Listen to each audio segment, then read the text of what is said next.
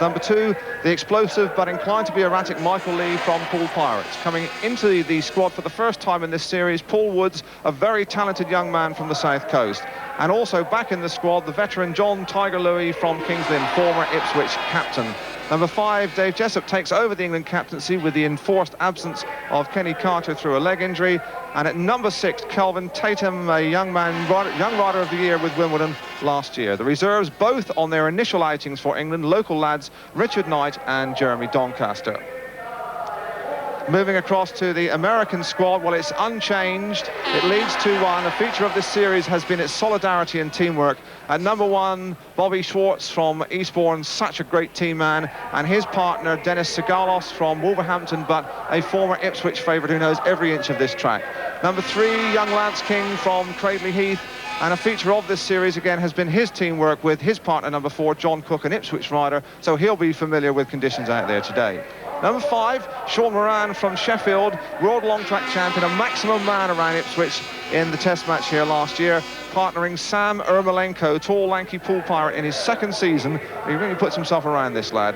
Their reserves, number 7, Rick Miller from Coventry, and coming in for his first test cap, Robert Fetzing from Wolverhampton. And the crowd certainly have packed in here to Foxhall Heath for this, the 4th test match, with the Americans 2-1 up, and in the knowledge that the Americans have never ever lost a test match here. Just to remind you that in 1981 the 4th test match finished 52-44 to the Statesiders. In 82 the 3rd test 66-42, and last year it was exactly the same score, 66-42. So the Americans very much at home in East Anglia. Heat 1 coming up with the top pairings, the opening partnerships for both sides in contention. On the inside there we have Chris Morton in red for England. Next to him, Bobby Schwartz, the American captain, in the white helmet. Grid 3 has Michael Lee, top scorer for England in the 3rd test at Cradley. He'll be wearing blue. And on the outside, Dennis Sigalos in the yellow and black helmet for the USA. He was their top scorer at Cradley with 14 points. So there are the 2 top scorers, 2 world-class riders.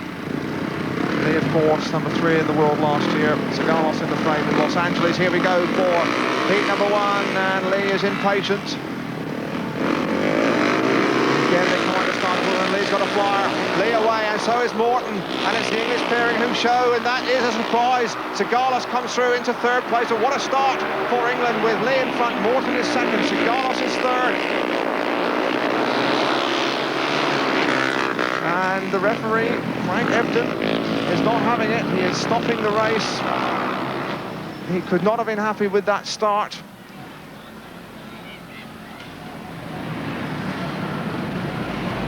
Well, let's have another look at it again and see what the problem was. Now, were they all standing still when he pressed the button? It certainly looked that way, and it looked as though Lee got a fair, clear start there. And it's difficult to imagine what was going on through the mind of Frank Ebden. He wasn't happy with the start, and it may well have robbed England.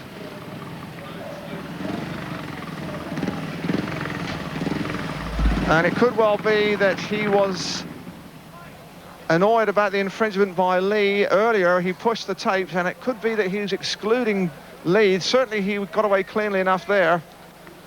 But the tapes were pushed before the tapes were actually released. And we have controversy right at the start of this 4th test match.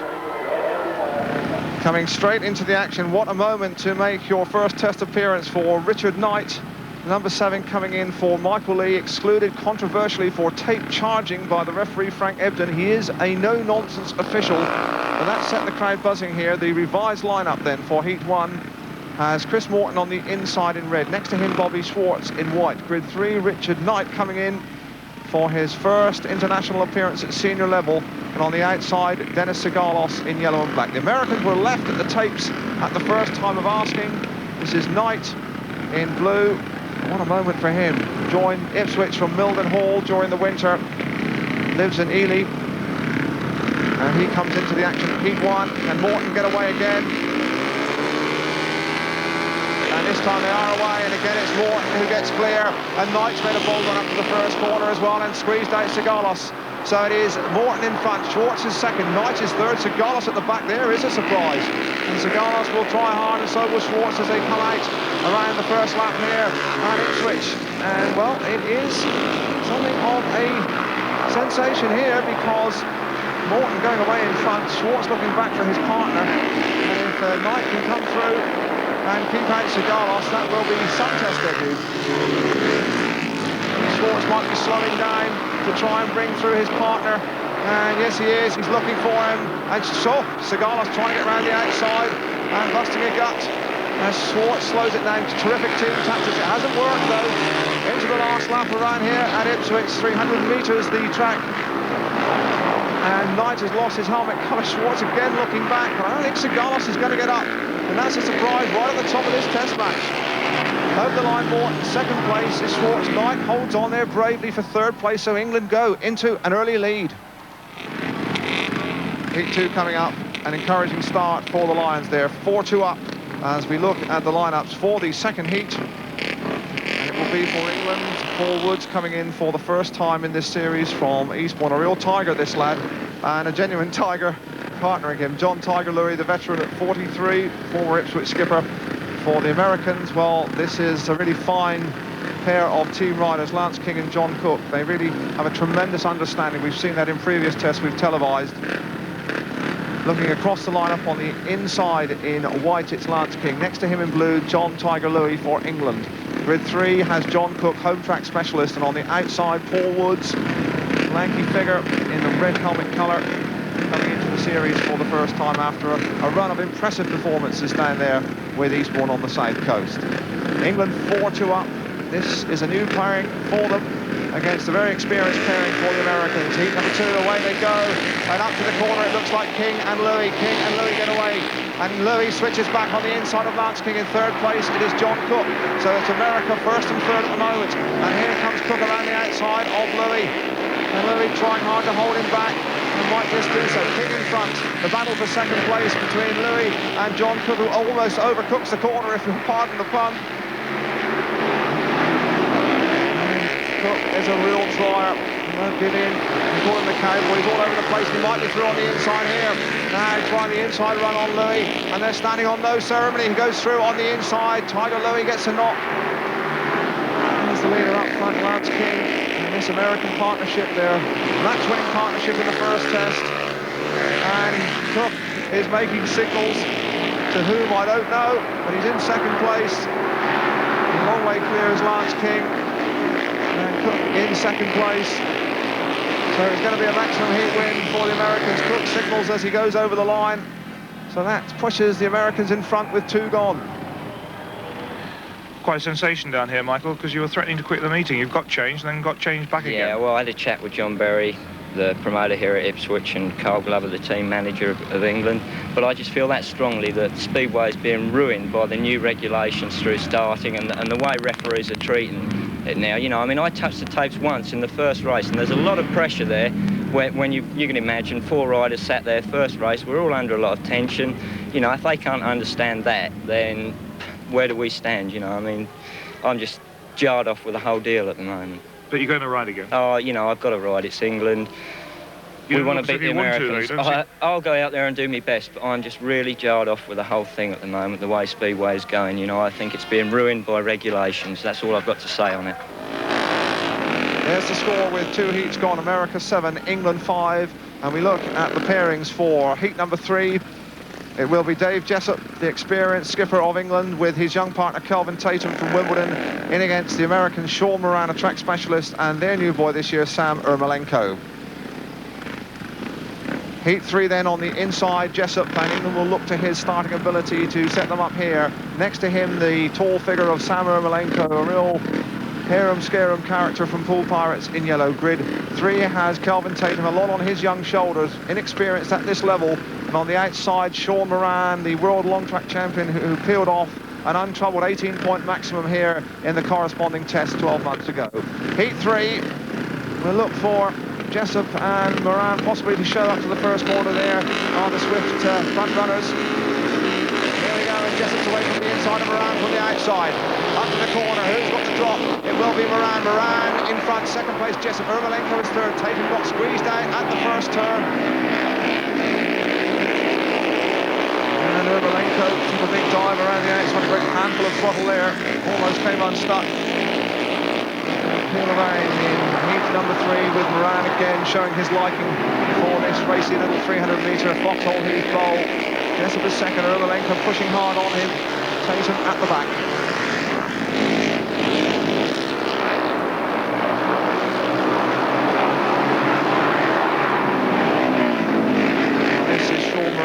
Who won the World Long Track Championship with a broken leg, or just over a broken leg. The battle beginning to be joined for second place. Think about these Americans, they do not give up, and Ermolenko will buzz around the outside of Jessup, and Jessup cannot afford to be complacent into the last corner. And I think Jessup's going to be taken, and that's sheer enthusiasm and encouragement for Ermolenko. He didn't give up, he kept going on the last lap, and that's been the difference between the English and the Americans in this series. The Americans just keep pegging away. They take maximum points there from heat 3. 3 heats gone, the American banner's high. They're 6 points in front. There is the score, 12-6. As we move into heat number 4, and the lineups for there, you can see Paul Woods and John Louis for England. For America, their number 1 partnership, Bobby Schwartz and Dennis Sigalos. Across the line then in heat 4 on the inside, Bobby Schwartz in white. Next to him, Paul Woods in red. Grid 3, we'll just have a look across there. It will be Dennis Sigalos, who recorded a last place in his opening ride. He'll be anxious to make amends for that. There's Sigalos just back on the left of our picture. On the outside, John Louis, who should know every inch of this Foxhall Heath circuit, having started his career here and been such a part of their success story. Back in the squad, now rides with Kings Lynn just along the way in East Anglia. Still a formidable opponent, although maybe his better days have gone. Still very lively though. Louis on the outside. Here we go, 6-12 the score in America's favour. This is heat number 4. It seems to be an awful long time before being unleashed, and away they go. There's a pretty close one up to the first corner. It is Schwartz in front, and Woods has done a brilliant corner there and locked back on the inside. Woods leads it. In second place, it's Schwartz. In third place, it is Sigalos. And that's the 2 Eastbourne teammates who are battling it out in front. And again, the referee is going to stop it. And this really is getting to be just a trifle farcical. The referee stopped the first heat, and it looks like he's going to exclude Paul Woods for touching the tapes. Let's have a look again. Let's have a look at it. Did he touch the tapes? Well, I would not care to put my life on it. It looks like Woods is coming out, and that is mystifying. So heat 4 for the second time of asking, with Jeremy Doncaster coming in for the aggrieved Paul Woods, and it would appear he had a case there. It must have been an infinitesimal touch if he did touch the tapes, and referee Frank Ebden is getting more discussion and controversy here than Clive Thomas on a good day. There is Jeremy Doncaster coming into the action for his first test appearance. We'll look across the line for heat 4 on the inside, Schwartz. Next to him, Doncaster. Grid 3, Sigalos. On the outside, John Louis. Away this time, and it's Schwartz again, and Sigalos going with him. Schwartz in front, Sigalos and Doncaster trying hard to tiger between the 2 Americans. They look for each other. They know exactly where they are. And it's the old Californian 1-2 here. And they'll stick together like glue. The England pairing have got a lot of work to do now. They're going to split these 2. 2 of the great team men. They're understanding, virtually telepathic. They're looking for each other. And I really think that Jeremy Doncaster will need a steamroller to get between them. An E-type steamroller at that. So England, after that encouraging start in the first heat, when Chris Morton won it, and he felt the hammer from the Americans, and Doncaster almost ran over the back of Schwartz there. Schwartz looked back and gave him one of his famous Muhammad Ali glares. This is the last lap, and the Americans are beginning to run away with it. Over the line, Sigalos will win it. Second place, Schwartz. Third there was Doncaster. And that puts the Americans 10 in front, and England really have a mountain to climb already. Well, Carl Glover, first of all, what about these refereeing decisions? He seems to be very, very keen on the job, but I mean, we were warned before the meeting started. You touch the tapes, you're out. The man made it perfectly clear, even from heat 1, and so we can't really argue about it. If he says a thing and he carries it out, then we can't argue about it. I think you were a bit relieved that Michael Lee changed his mind in the dressing room. He got changed and said he was storming out of the meeting at one stage. Yeah, Michael sometimes goes off like a bottle of pop, but he's realised he's a sensible lad. He's come back, there's no problem. Well, he made a very good start to the meeting, but suddenly it's all going wrong very quickly for England. Yeah, the referee decision seems to be upsetting us more than the Americans, but we've got to get back into it. I mean, it's just, there's no good arguing about it or even worrying about it. We've got to get stuck back in and get on with it. And let's have a look again, the evidence on television. You can see Paul Woods just touches the tapes there. It was a long time before the start, but the referee, frankly, had been sticking to his job in the most Corinthian way and takes him out. So that leaves the score there with America now 10 points up with 4 heats completed, and we're coming on to heat number 5. Let's look at the lineup for heat 5. There are the pairings, and on the grid it will be Dave Jessup on the inside. Next to him we have Lance King. Grid 3 is Kelvin Tatum. On the outside it is John Cook. King and Cook recorded a maximum in their opening heat. Jessup, it has to be said, was a little complacent, allowed himself to be caught on the last lap. He'll be anxious to atone for that. Kelvin Tatum, well, this young man, 20 years old, ex-public school boy, a sensation at Wimbledon last year, really has an awful lot on his plate in at this level so early in his career. There is Jessup, David Jessup, of course, who was born in Ipswich, now rides just along the way at King's Lynn. And DJ, now 31 years old, the leading rider in the world for so long. A bit unlucky in world finals, we've seen that so many times. Let's just hope he can get his act together here, because England need his stability as we come into heat 5. Away they go, and up to the corner it's Jessup, and Tatum's got away as well. So it's England 1 and 2. King going through on the inside and trying to find the line, and Cook after him. And Cook coming around the outside, and Tatum has pressure now from both the Americans. Jessup in front, and the Americans will really duck and dive to try and win their way through. We saw this at Cradley against the England pairing, and Jessup's allowed Tatum to go on, and it's getting terribly, terribly tight in there. King has split them. Coming through hard now is Cook. It's still Tatum in front. Jessup has allowed himself to go from first to last, and here comes Cook. Rather King down the inside of Tatum, and the Americans are so tenacious. They really have got the bit between their teeth. It is King in front. Great race from the young Californian. Tatum still hanging on. I don't think Cook's finished yet either. Coming into the last lap, King in front. Tatum now under pressure from John Cook, and Jessup at the back.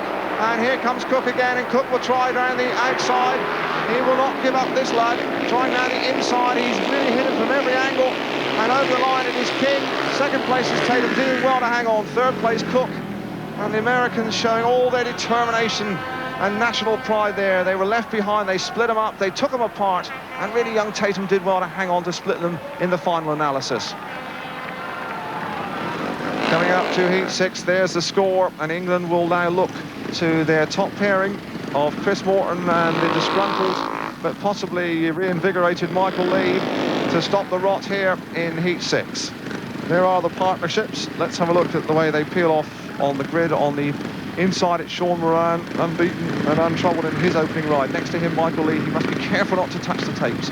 Grid 3 has Sam Ermolenko, who had a real fighting, battling second place in his opening ride. And on the outside Chris Morton, who has indeed been England's only race winner. He is on the outside here, and this one could well be something very special, because we have 4 guys in here who will give nothing away in heat 6, with the Americans leading 21-9 and England beginning to look for inspiration. Up on the inside, Moran's got a terrific start, so too has Morton from the outside. Ermolenko has gone with them as well, and Lee has stopped.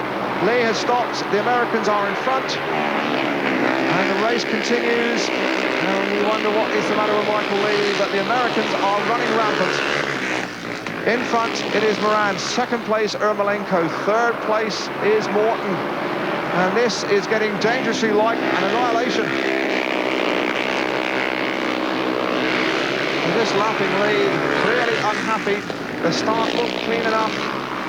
And it was Ermolenko who really put himself around, as we know this lad does at the first turn.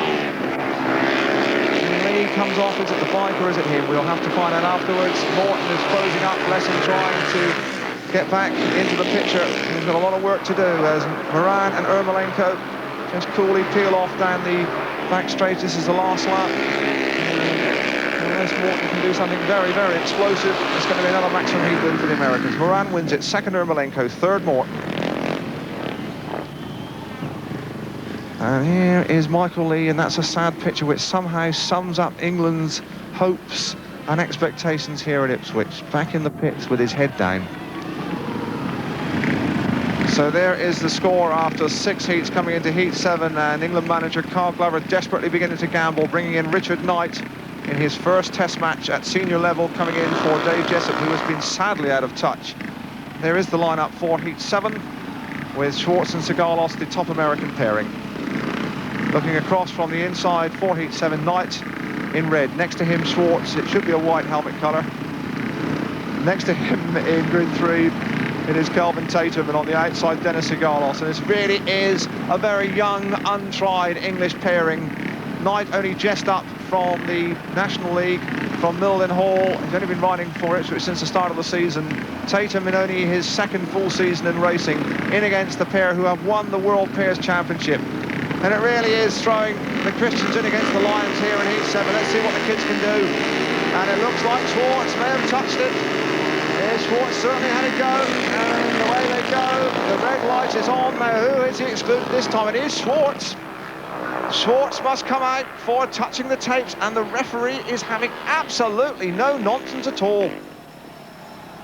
Now, Bobby Schwartz is a very explosive customer. He's coming back round, and I'm sure that Boogaloo will have something to say for himself. Heat 7, the revised lineup then with 2 reserves in now. Let's have a look across from the inside. Is Richard Knight coming in for Bobby Schwartz. It is Rick Miller, Coventry reserve former actor, and a good-looking lad too, who can produce the goods. Grid 3 has Kelvin Tatum, who is quick from the tapes, and on the outside, Dennis Sigalos, far and away the most experienced campaigner in Heat 7.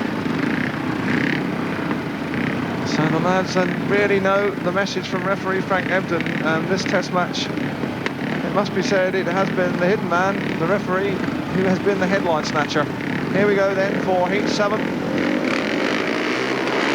it's a clean break, and Tatum it is who gets clear.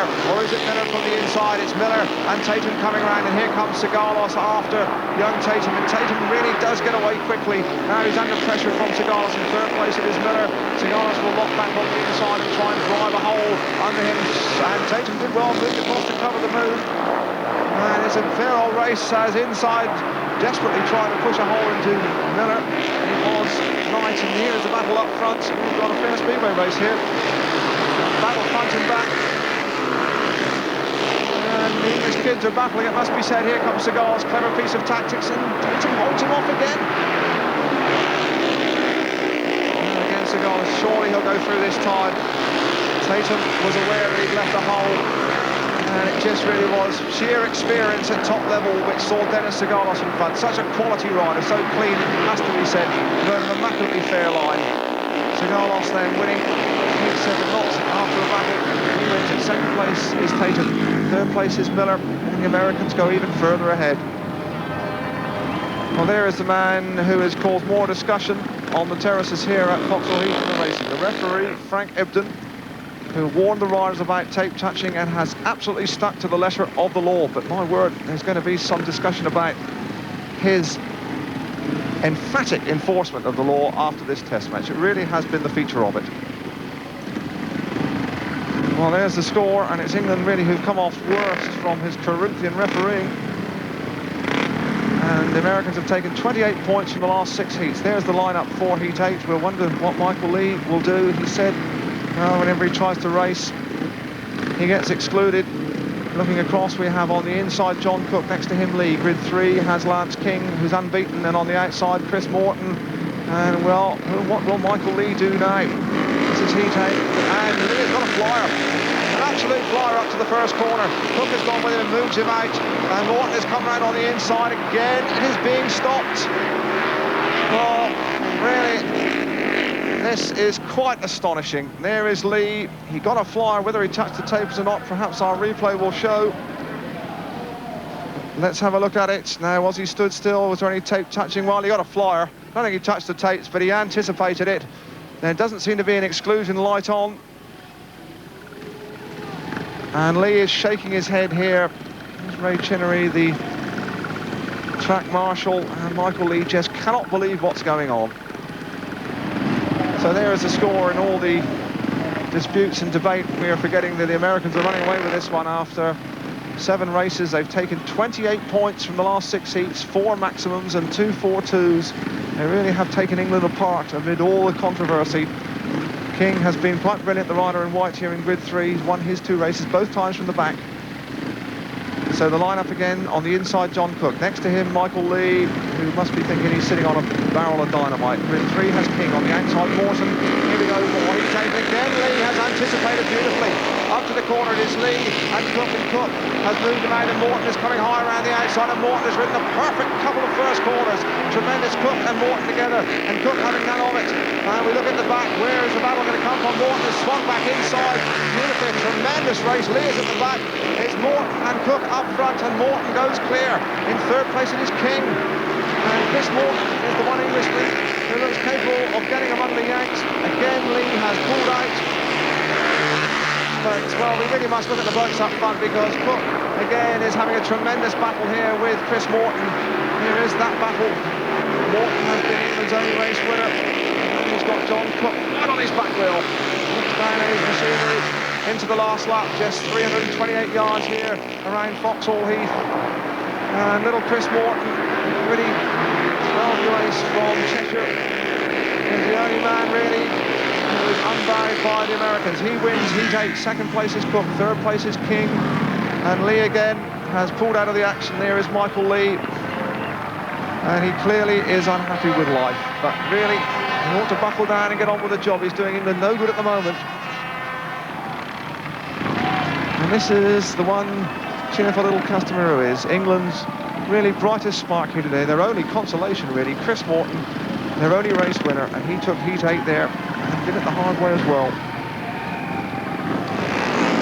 Well, there is the score, with the Americans beginning to disappear over the horizon, and heat number 9 has those pairings, Paul Woods and John Louis for England, Sean Moran and Sam Ermolenko, who have been impressive. They've got 2 maximum heat wins in their first 2 rides. So across the line for heat 9 on the inside, John Louis. Next to him in white, Sean Moran, 2 race wins so far. Grid 3 has Paul Woods, who was looking very good before the referee stopped his last race before tape touching. And on the outside, it is Sam Ermolenko, who's a rough, tough character, who, when he misses out at the first corner, comes charging through. So heat 9, and England really must start their fight back. There is Woods, and he'll be very careful not to touch the tapes this time in heat number 9. Away they go, and it is Moran, and Woods has got away as well. So Moran leads it. Where is Woods? Woods coming hard around the boards. He has got lost there, and Ermolenko again. A really clever piece of curb crawling there. He wasn't exactly crawling. So it's America in front, and Moran looking back for Ermolenko as now Louis comes through, and the English pairing are really having a go, but making very little ground.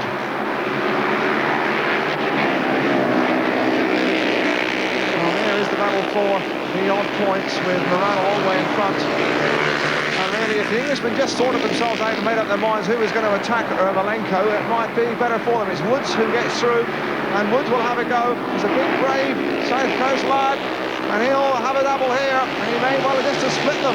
They're all tightening up there as Moran moves across to try and keep out Woods, and this is a brave body ride by Paul Woods, who would not be deterred. And now Louis is going around the outside of Ermolenko, and the English are finding heart. In front it is Moran. Louis got a knock on the last corner. Moran wins it. 2nd place Woods, and that was a really gritty performance from him. 3rd place Ermolenko. Louis at the back. The Americans go further in front, but that was quite some speedway. Well, there is the situation at the halfway stage, with the Americans clearly 20 points in front and looking good.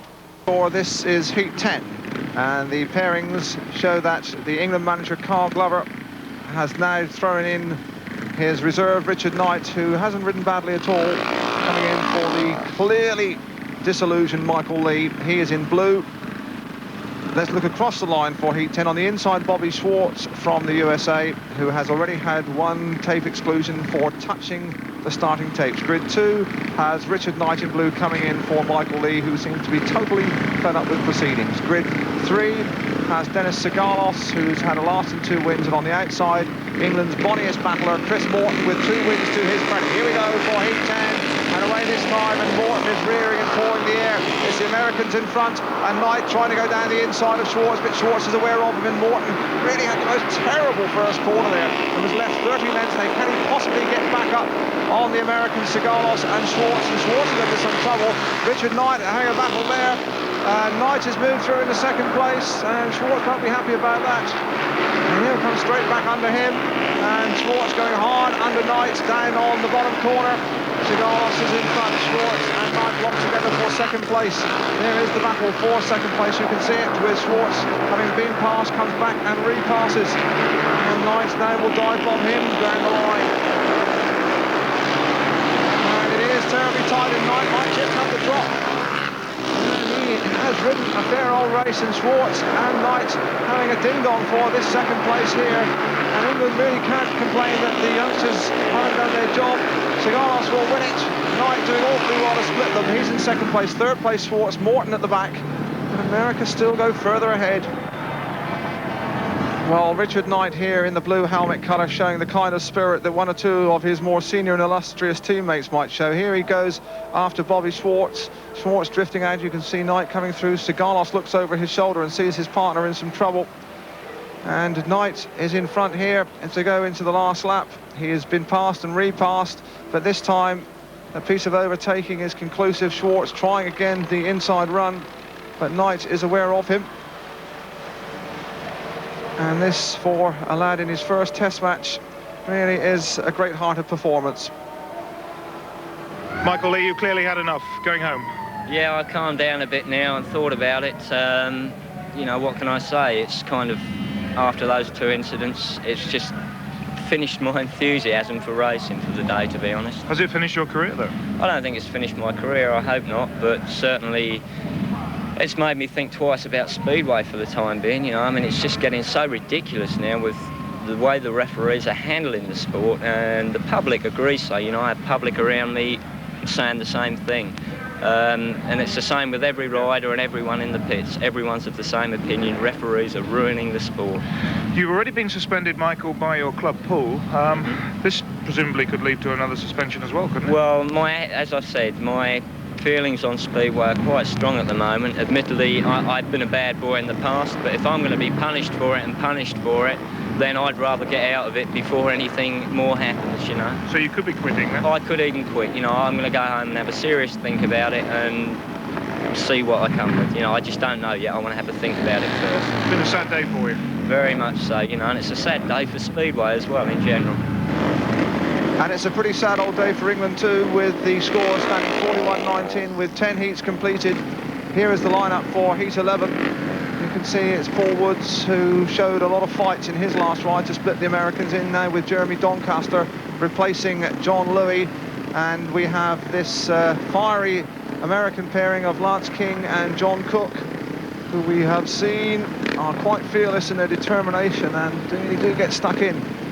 So heat number 11, and England are looking for miracles if they're to get back into this test match. Woods on the inside, away they go, and it looks like the Americans have got the drop. Cook has made the start, he's looking for his partner, and King is really wrapped up on the boards and allowed both the Englishmen into second and third places. It is Doncaster second, and now here comes King around the outside, and he must split him up, and he's got Ryan Woods going hard now after Doncaster. And Woods will battle, and it's all tightening up as Cook looks back for his partner, and King has moved up into third place. Now Doncaster, the local Ipswich lad, is seeing he might have an opportunity. He's got his Ipswich teammate in front of him, and it really is getting tight out there. And Woods is coming back, he won't give up. And again we have a classic Speedway race as Doncaster now comes under Cook, and Cook is suddenly aware that he's in danger and he cannot go on slowing it down. But he has done so, he's getting very, very close indeed. Woods comes into the picture, so too now does King, and King comes around the outside of Jeremy Doncaster, and it's brilliant team tactics from the Americans. Absolutely superb team tactics. Cook slowed the race down while King came up next to him, and over the line they go, and that was a maximum heat win and one really for the record book. Well, there it is again. Look, you can see that Cook on the outside is looking back. He's aware where his partner is. And you can see that Doncaster, there's Woods, who's still nosing into the pictures. Now, Cook is back in last place here. Now he levels up, he gets around the outside here, and again Cook is slowing it down. He's aware suddenly that Doncaster, as his helmet colour flies off, he's aware that he's there now. He comes right across on him. It looks like Doncaster might just have got the drop. He moves across and squeezes him out, puts his leg out and stops him. My word, it almost stops him with his leg, and that just really seemed to disconcert Doncaster. And King, riding bravely around the boards, has just about got the legs down here on the last lap. And there are the Americans up front, and that really was quite superb. Well, the United States extended their lead in heats 12 and 13. One of their riders even found time to leave the stadium. It's amazing that you've been home a few minutes ago to your house in Ipswich to collect this bike. That's right, yeah. My other bike was showing a bit of shavings, you know, so that's a sign that it might blow up. So I rode my backup bike in that last race and I won it, and it was going really good, so now we're going to try this one. It's a bit unusual for people to nip home, though, during a meeting, isn't it? Yeah, that's what's handy about, well, when I used to ride here, I could just nip home, but now from Wolverhampton, it's a bit harder. Well, there's the score with 13 heats gone. It's a massacre. The Americans 30 points in front. The lineup for heat 14. On the inside there, we have Lance King. Next to him, Dave Jessup in red. Grid 3 has John Cook. On the outside, it is Kelvin Tatum. Heat 14. We just give you a nudge to remind you that no team has ever run up 70 points in this test series. 69 is the record. But the Americans could do it here. As Cook gets away, Jessup's in second place, Tatum's been dropped. Now can Lance King attack Dave Jessup? And Jessup has looked vulnerable, it has to be said. And it looks like King has got round him already. Into the second lap, Cook looking back for King, and King has levelled off. And Jessup has been relegated to third place. It's been really desperately disappointing performance from the England skipper.